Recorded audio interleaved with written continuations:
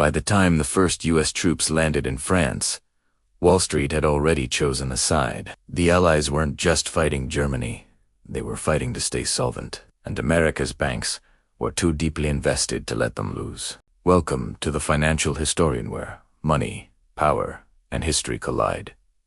And nothing is ever as simple as it looks. When the guns of August 1914 thundered across Europe, the United States was officially neutral. President Woodrow Wilson declared that America would be impartial in thought as well as in action. But neutrality is a luxury only nations without business interests can afford.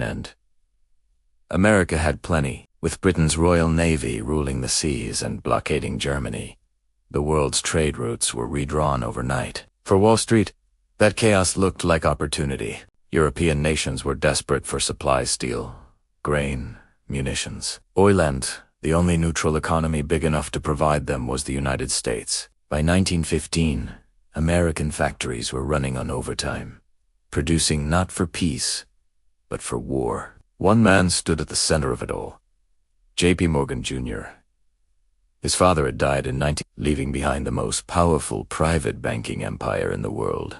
Morgan quickly positioned his firm as the financial lifeline of the Allied cause. Britain appointed J.P. Morgan and COA as its official purchasing agent in the U.S., and France soon followed. Morgan coordinated billions of dollars in orders, taking commissions on every deal.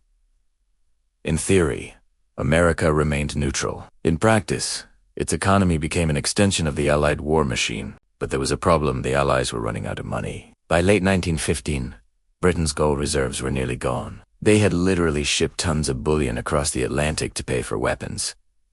When the gold ran out, Morgan offered credit. In 1915, he arranged a massive $500 million loan, the largest in history at that point. Over the next 2 years, those loans would balloon to more than $2 billion. For a comparison, the entire U.S. federal budget that year was barely $1 billion. America's private bankers had effectively taken ownership of the Allied war effort. If Britain or France lost, those debts would evaporate. Wall Street would face a financial catastrophe, dragging the U.S. economy down with it. President Wilson knew it. His Treasury Secretary knew it. Every economist in Washington could see the same thing on the balance sheets.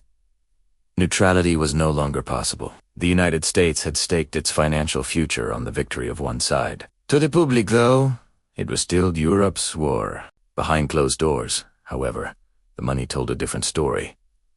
Then, as if on cue, the world provided a pretext. On May 7, 1915, a German U-boat torpedoed the Lusitania, a British passenger ship. Nearly 1,200 civilians died, 128 of them Americans. The newspapers erupted.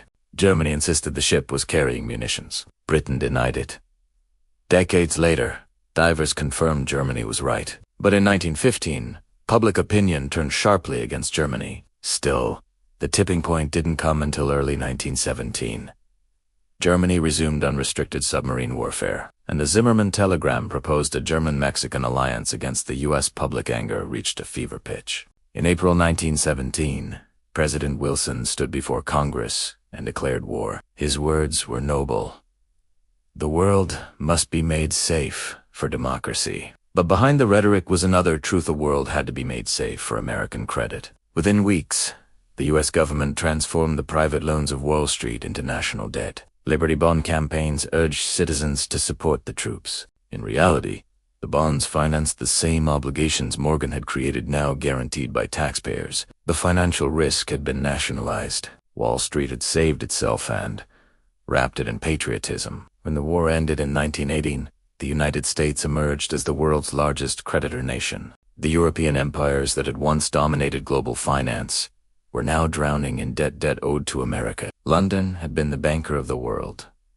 Now, Wall Street was. The pattern that began in 1917 would define the 20th century. War financed through debt, debt converted into influence, and influence used to build an empire. The war that was supposed to end all wars had proven something else entirely.